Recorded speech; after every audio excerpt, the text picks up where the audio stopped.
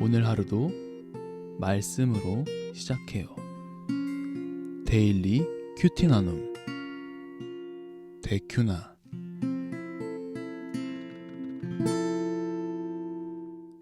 참 좋으신 하나님 아버지, 다른 어떠한 것보다 하루를 말씀으로 시작하게 하여 주심에 감사합니다. 주의 뜻을 또한 발견케 하시며 우리의 삶을 돌아보는 귀한 시간 될 수 있도록 인도하여 주옵소서.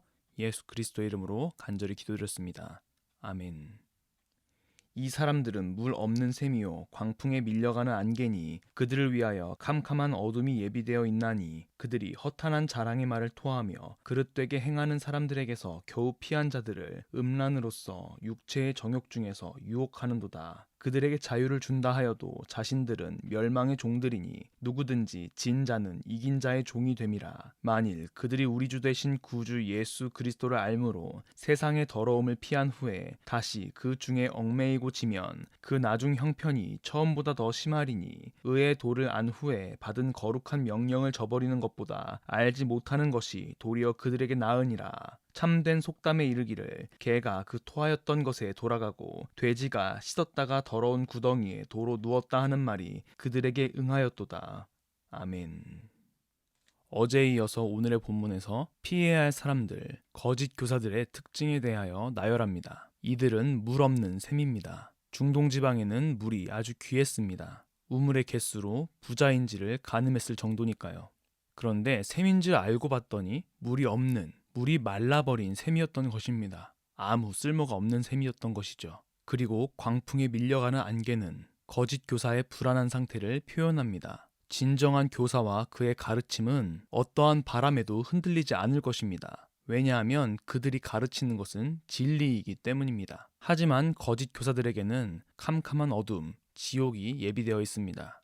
그것도 모른 채 허탄한 자랑의 말을 토하죠. 그들이 하는 말이 무슨 말인가요? 18절 하반부를 봅시다. 그릇되게 행하는 사람들에게서 겨우 피한 자들을 음란으로서 육체의 정욕 중에서 유혹하는도다. 그릇되게 행하는 사람들의 손을 뿌리치고 간신히 마음을 잡고 살아가려고 하는 사람들, 겨우 피해서 바른 길로 가고자 하는 사람들을 음란으로서 육체의 정욕 중에서 유혹하는 것입니다. 그 사람들은 자유를 이야기합니다. 자유, 되게 좋은 말이잖아요. 우리도 이런 말을 자주 하죠. 주 안에서 자유합시다. 나는 자유해 라는 찬양도 있고요. 근데 이 거짓 교사들이 말하는 자유는요, 죄를 짓는 자유를 말합니다. 이미 예수님을 믿으니까 과거의 죄, 현재의 죄, 그리고 미래의 죄까지 모든 죄가 그리스도의 복음으로 십자가로 해결되었으니까 우리가 어떤 행동을 하든 어떤 죄를 짓든 더 이상 상관이 없다는 거예요. 구원이 이미 허락되어 있다는 거죠. 어떤가요? 조금 이상하지 않나요? 정말 상관이 없을까요? 베드로는 그러한 자들을 멸망의 종들이라고 이야기하는 것입니다. 20절에 처음보다 심하리니라는 표현은 마태복음 12장 45절의 말씀을 생각나게 합니다. 제가 읽어드릴게요. 이에 가서 저보다 더 악한 귀신 7을 데리고 들어가서 거하니 그 사람의 나중 형편이 전보다 더욱 심하게 되느니라. 이 악한 세대가 또한 이렇게 되리라. 아멘. 오죽하면 베드로가 21절처럼 이렇게 말하죠. 의의 도를 안 후에 받은 거룩한 명령을 저버리는 것보다 알지 못하는 것이 도리어 그들에게 나으니라. 이 구절은 또한 태어나지 않았으면 자기에게 좋았을 것이라는 가롯 유다를 향한 예수님의 말씀을 떠오르게도 합니다. 베드로는 또한 이런 사람들을 그 당시 매우 부정한 동물이라고 여겼던 개와 돼지와 같은 사람이라고 이야기하죠. 오늘의 큐티 생각해 보아요.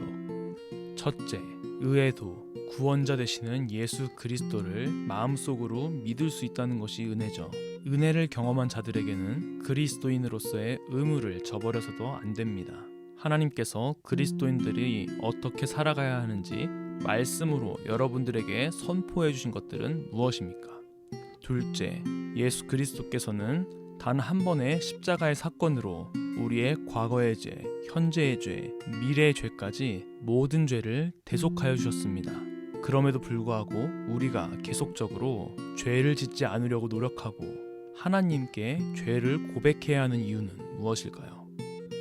예수 그리스도를 믿는 자들에게는 구원이 이미 허락되어 있습니다. 하지만 그 구원이 완전히 이루어진 상태는 아닙니다. 우리가 성화의 과정을 통하여 그 구원을 이루어 나가고 예수님의 재림의 때 혹은 우리의 개인적인 종말이 왔을 때 그때 비로소 우리는 구원을 완성하게 되는 것입니다. 그렇기 때문에 오늘의 본문에서 말하는 거짓 선지자들의 자유, 그것과는 결이 다른 것이죠.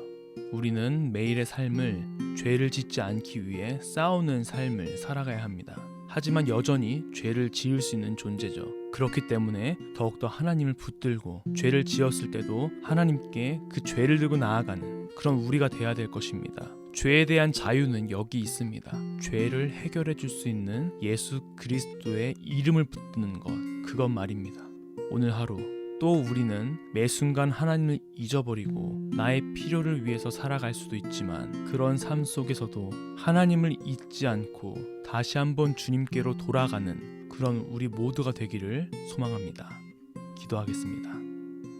참 좋으신 하나님 아버지, 우리가 비록 매 순간 하나님을 잊어버리고 나의 뜻대로 나의 계획대로 내가 원하는 대로 살아가는 그런 삶이지만 이런 죄성에도 불구하고 우리를 포기하지 않으시고 예수 그리스도를 보내주셔서 우리도 대신하여 우리의 죄를 담당케 하시며 우리를 사망에서 생명으로 건져주심에 감사합니다. 우리가 그 사실을 다시 한번 기억하며 이 세상에서의 영적인 싸움을 회피하지 않고 하나님이 주시는 능력으로 싸워 나갈 수 있도록 인도하여 주시옵소서. 더 이상 죄에 무너지는 것이 아니라 그럴 때일수록 더욱더 하나님께 나아가는 우리 모두가 되기를 소망합니다. 감사합니다. 예수 그리스도의 이름으로 간절히 기도드렸습니다.